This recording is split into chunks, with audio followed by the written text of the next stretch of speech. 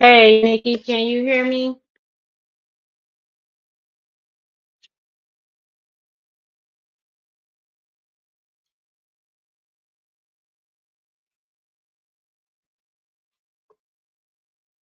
Can you hear me at all, Nikki?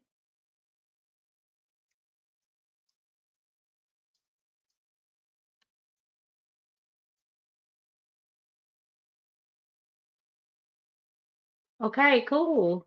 All righty. Welcome, welcome, welcome. I was trying to see if I can get more people to join. I'm a little late today.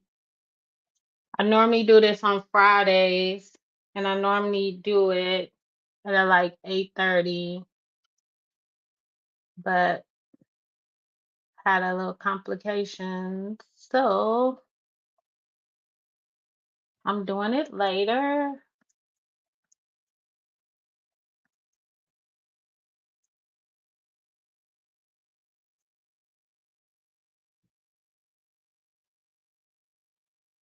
So I don't know if a lot of people will join at all, and it's kind of late.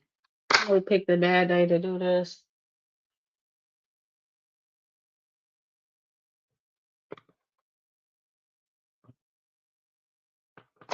Thank you. I appreciate that.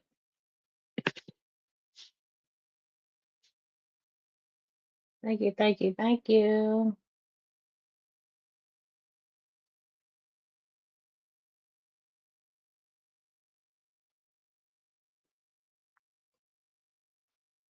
So I'm gonna just jump in, regardless if don't nobody else join or not.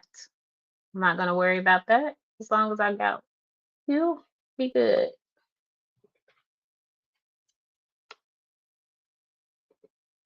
So right, all right, let's get into this. So before we even begin to talk about triggers from broken relationships, and before we get into the conversation, I just always like to set the tone. And I know I probably have to repeat this if other people join in, but um, we're not here to tear each other down. We're here to understand, respecting everyone's opinion. We're not here to attack each other. We're here to understand each other. Everybody is going to have a different opinion or a different perspective from someone else, and that's okay. Um, just as long as we respect what they say. Respect doesn't mean we agree, but it means we listen to hear. And so tonight, speak your truth, but do it with respect. So, welcome to Rooted Conversations. For those who are joining for the first time, this is a space for thoughtful dialogue, presence, and becoming. So, tonight's topic in conversation was triggers from broken relationships. So, let's just get into it. So, tonight we're talking about something real, triggers from broken relationships. You can move on from one person and still be triggered by what they put you through, your past relationship. And a lot of people don't realize they're reacting to the past in the present. So, what triggers you the fastest after a relationship? Is it silence? Is it distance? Is it tone? Um, is it inconsistency? And so I'll answer that first. So for me, it's inconsistency. Um, and keeping your word. So if you tell me you're gonna do something, I expect you to follow through with what you said you were gonna do. Or if you can't follow through with what you said you was gonna do, at least communicate that. And then inconsistency. If your words aren't matching up or aligning with your actions, um, that's a total throw off for me. Yes, inconsistent behavior because that lets me know, for one, you're not a man of your word. Um, and I feel like you just saying something just to keep me where you want me, not so much that you're keeping me there because of other reasons. Like you're lying to keep me, and That ain't cool. Yes, untruths. Woo, Lord have mercy. Yes, because people will definitely lie about who they are, what they do, and the whole nine.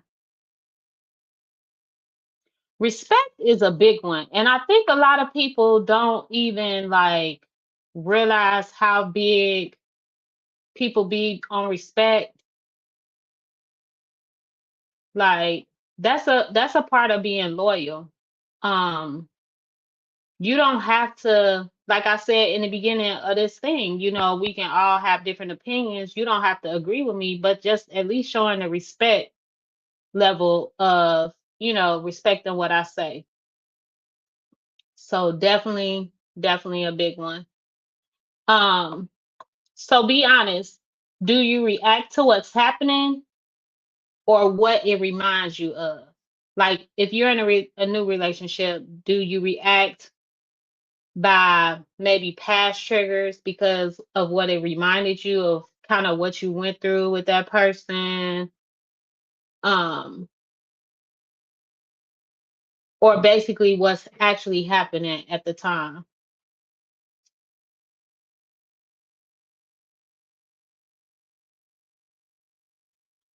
So for me, I think my reaction would be what it reminds me of. Like if there's any familiar similarities or any like that to what the past person did to me that maybe triggered me, that is my reminder. You shut down. So Nikki says she shuts down if she see anything questionable. Yes, because and the reason why is because it's not aligning, right? Or you think you're going down that same path again. So that's your way of hitting the brakes because you definitely don't want to be repeating cycles. Um, so another thing that I can react off of is inconsistencies. Hot and cold behavior. It stays with me. I don't know about you all. Broken trust. Once the trust is broken, you question everything. You start feeling unchosen. You start feeling like you're being replaced or overlooked. And then it just all starts crumbling from there.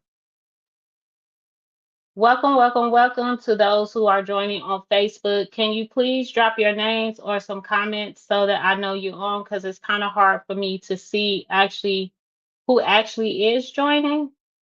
So if you could just give me a shout out, say hello, I appreciate it.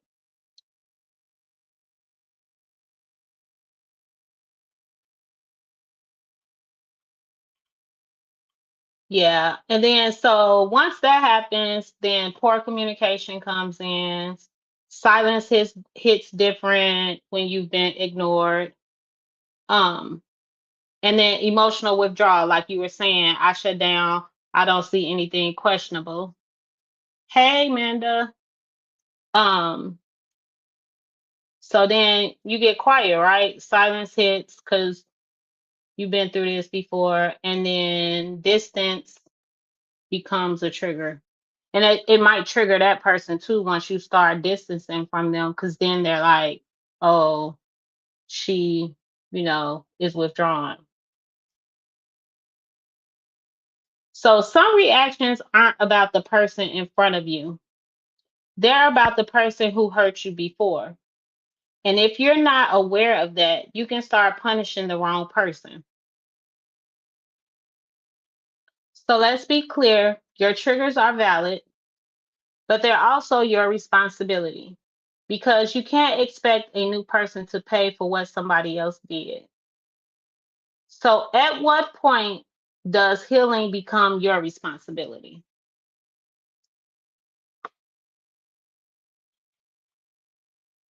So at what point do you think healing becomes your responsibility?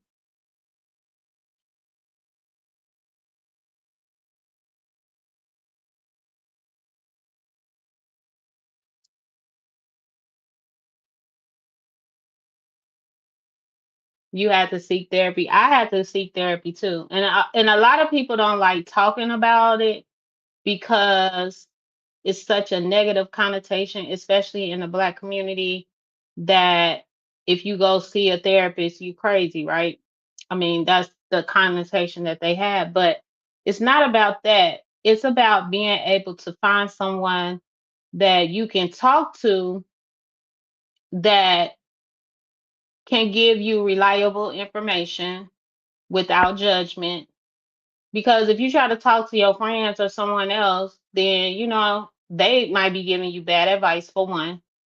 For two, they people will judge you, not intentionally sometimes, um, but they will. So nothing is wrong with therapy, especially a therapist who can understand um what you're talking about. So Nikki said day one, it was my responsibility. Yeah, it is. It's our responsibility to own our trauma somewhat. Jesus. And you know what? So her comment was she almost lost her current relationship because she didn't trust anyone after her divorce. That happened to me so many times. It's been so many times I think that I've had relationships fail for that reason because I never healed from the past trauma. And I brought that into the relationship, not intentionally. I didn't think that I was, but because when somebody breaks your trust that bad to the point, it almost gives a person, it's sort of like PTSD, right? Like, it's like you keep rehashing it, and one little thing that they can do or one little thing that they can say can trigger you so bad. Um, and it can make you react in a negative way. Yes. But the thing is, you probably didn't even realize you was making him pay for somebody else. Like you probably just was moving over through life, and you probably didn't even realize what triggers you had in that relationship until you got into your new relationship. I mean, and it kind of showed you like, yeah, I got some stuff, some baggage I need to unpack and figure it out. And that goes to my next point. Unhealed hurt will speak for you. It will speak in your tone, your reactions, your assumptions, and sometimes it pushes away what you actually want. Healing isn't pretending it didn't happen.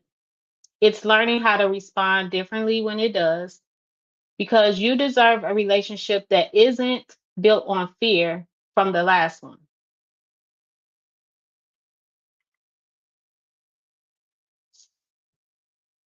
I didn't realize it was while even realizing I wasn't truly healed. Yes. And what's crazy when you say that, it resonates with me so bad because it's been times that I've been out of a relationship for like 5 to 7 years, and something that that person did back then triggered me with something from the present. And it was something that I thought I had dealt with and got over with. But then when that same issue came about in a new relationship, I didn't even realize that I still had not healed from that trauma. So I got questions, guest questions for the audience. So what do you think triggers you the fastest emotionally?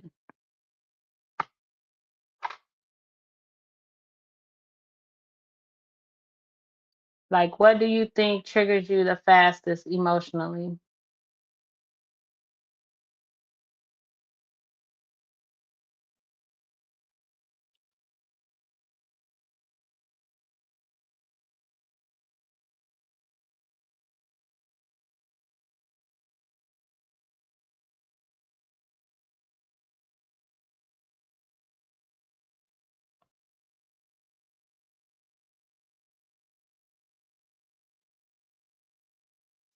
Arguing, yes. Arguing is a big trigger. Definitely arguing. So for me, it would be arguing.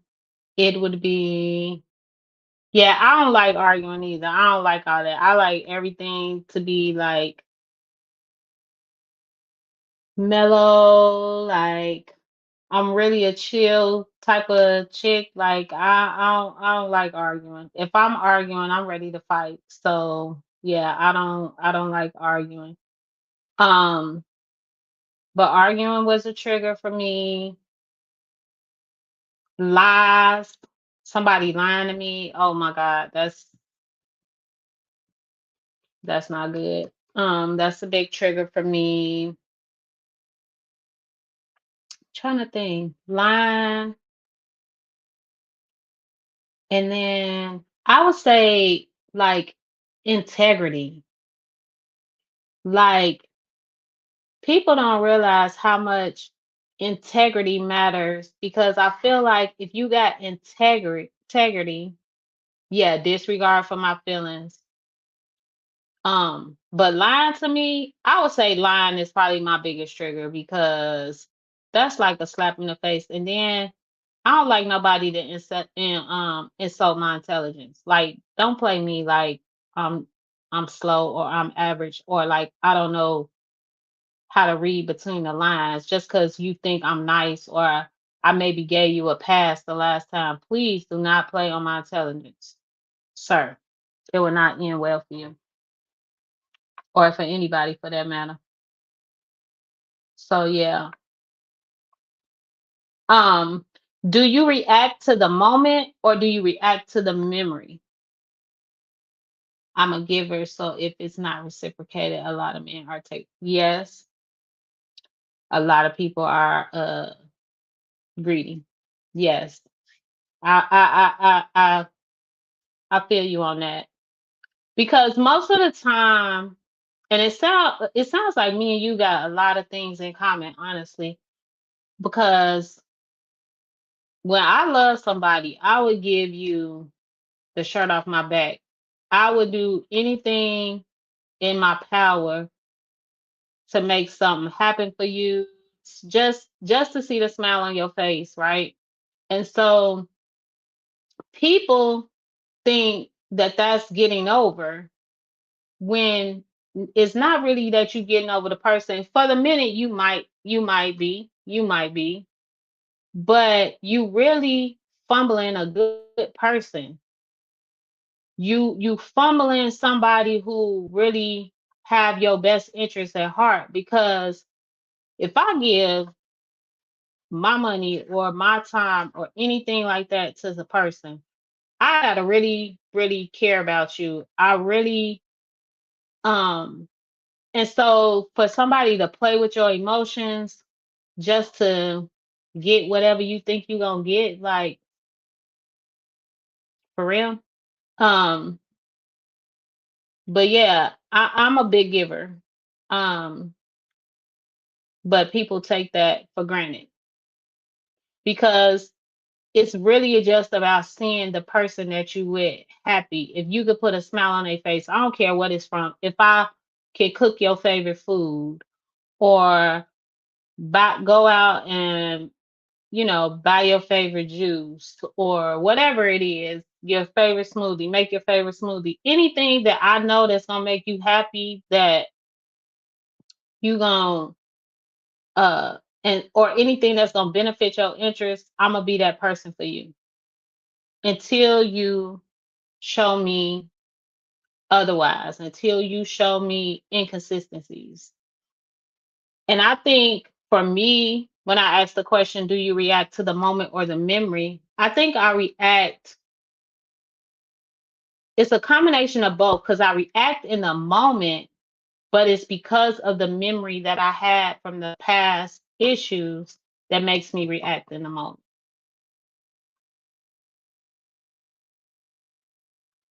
So, what from your past still shows up today? And Nikki, you kind of already kind of commented on that, but um What from my past still shows up today?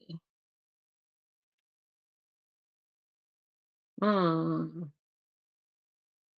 I would say what from my past still shows up today is that I can still have a guard up. Not intentionally, but I do still have a wall up. Um, somewhat.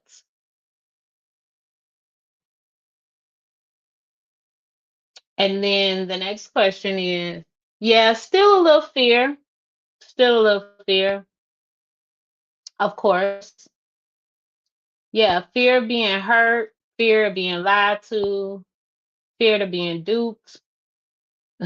Because people, I feel like now some men think this a real profession. Like instead of they ain't trying to, you know, get no jobs. And I don't even know if I should call these um men. I don't know if I should call them scrubs, but from the old song, but definitely those are triggers. And then do you communicate your triggers clearly? I would say for me, I communicate them, but I don't actually probably say that they're triggers. And the reason why I say that is because I don't want to give anybody a playbook into something that is personal for me. So I may communicate my triggers, but I may not say clearly this is a trigger. So, and then is it fair to expect someone new to understand old pain? I would say it is. What you said. I don't think I have communicated effectively in the past, but my husband and I have done counseling together and it helps. Yes, counseling is a big one. And kudos to him. Let me give him his shout out for real. Kudos to him to that's a real man who really want to see you healed in that way that he actually wanted to go to therapy with you. Like some men, they just ready to throw in the towel, like, oh, you crazy, I don't gotta deal with this. You know what I'm saying? But shout out to that brother, man. And I hope he teach one. You know what I'm saying? Pass that on because it's so many men that I feel lose good women for that reason. So give him his shout out for that. Um, have you ever pushed someone away because of past hurt? What does healing actually look like for you? So I have pushed away people before in the past for past hurt. Definitely have. That was my way of protecting myself, especially if I seen inconsistencies, um, not being a man of their word. Um, you know what I'm saying? Because all of that matters. So yeah, I would say I definitely have um pushed people away. Yeah, plenty of people. Because it's just like I don't got time for the games. I don't know what you on. You're not living up to what you say you're gonna live up to. So yeah, I definitely have. Um, what does healing what does healing actually look like for you? Because since you've already kind of like did the work a little bit, what does healing look like for you?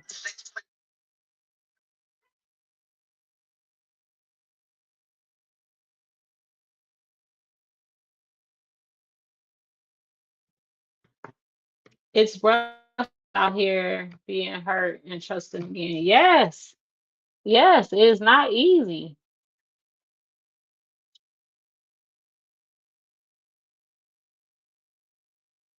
So if you had to answer that question for today, Nikki, what do you think healing actually looks like for you? Like, since you've kind of did the work, you may be able to help someone else who is on this podcast and is listening in. What what does it actually look like for you?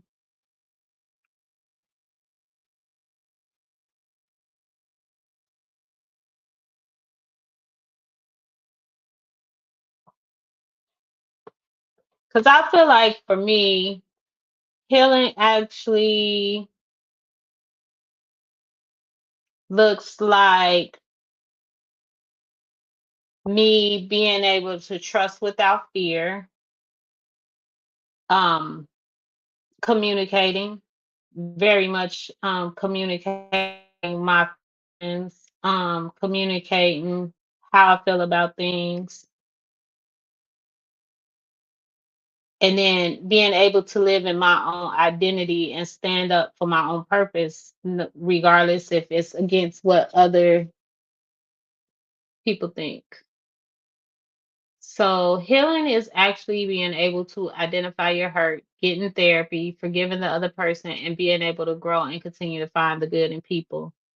There will still be fear, but prayer works. Yes, you said it so perfect. I love that. So, for anybody just joining or anybody who didn't hear me, I'll repeat it. She said healing is actually being able to identify your hurt, getting therapy, forgiving the other person, and being able to grow and continue to find the good in people. There will still be fear, but prayer works. And she's very intentional now. I love that for you. I love that. I love that. That's good stuff right there. So, how do you stop past pain from affecting your new love?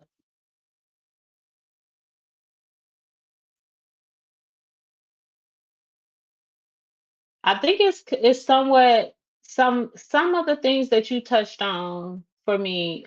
Just being more intentional, um, trying to give that person an actual chance, not getting therapy, not making somebody pay for somebody else's mistakes. Yes, think before reacting is such a big one, right? Because that can make a person, you can hurt somebody else's feelings that, yes, I put his feelings first. Yes, you have to, because sometimes your reaction will make somebody react differently too. You know, you may hurt their feelings. And then it's like, because you've been hurt in the past, now you have started to hurt a healed person too. Then you start, it's like then you starting to pass them traumas on to that person, and that's definitely not fair.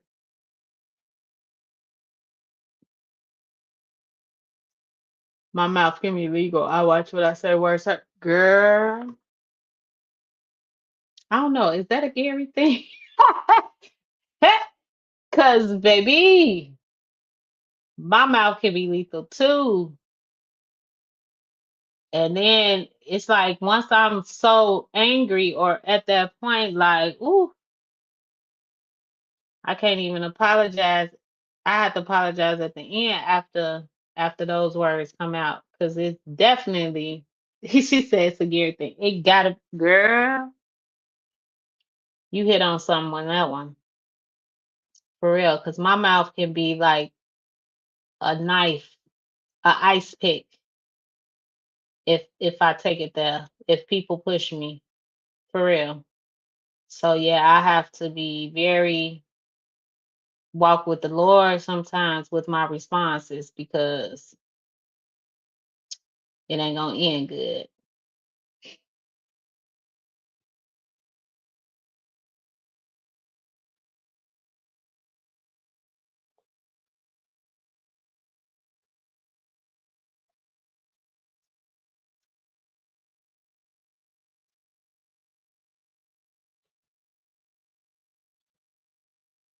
It is not gonna end good. Um,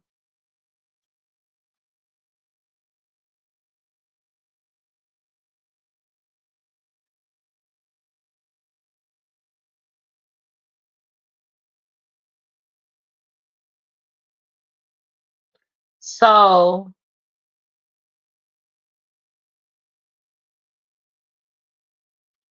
people don't respect or can't respect what you don't express. Unhealed hurt will speak for you in your tone, in your reactions, your assumptions, and sometimes it pushes away what you actually want, not because it isn't right, but because you wasn't ready. Healing isn't pretending it didn't happen. It's learning how to respond differently when it does, because you deserve a relationship that isn't built on fear from the last one. So I just want to pause here. I know um I was kind of going in tonight because I don't want to hold everybody up. It's getting close to bedtime, but I appreciate everybody who tapped in tonight. These conversations to me matter a lot. Um, they really do. I appreciate everybody that joins um and give their thoughts and are willing to open up and express certain things that they've been through because it's not easy to talk about these things. Yes, thank you. Um, we all carry something though from what we've been through. The question is, are you aware of it, of how it's showing up? Because not everything that triggers you isn't about what's happening now. Some of it's about what you haven't healed yet. And healing doesn't mean you won't feel it. It means you chose how to respond to it. You can't change what happened to you, but you can change how it shows up in your life. This is Rooted Conversations. Like I said, I appreciate everybody who joined tonight. And until next time, take care and stay rooted. Um, I also do like I do have the podcast that I do lives. Normally I do lives every Friday. I normally don't jump on Saturdays, but today I decided to do something different. But I normally do every Friday night around 8:30 or 9 o'clock. I also have I'm on Apple Podcasts, Spotify, iHeartRadio, Amazon Music, most places where people listen to their podcast. And I also do like daily inspiration. I do inspirations. Most of the time I post every Monday, every Wednesday, and then I do a Thursday pause.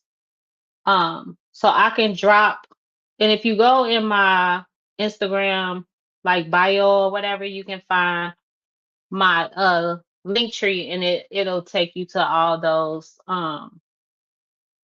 links as well. So I would appreciate it if you listen to some, give comments, leave feedback, subscribe. I'm on YouTube as well. Um, but I appreciate you coming out, Nikki. Yes. I love when people participate. So thank you so much.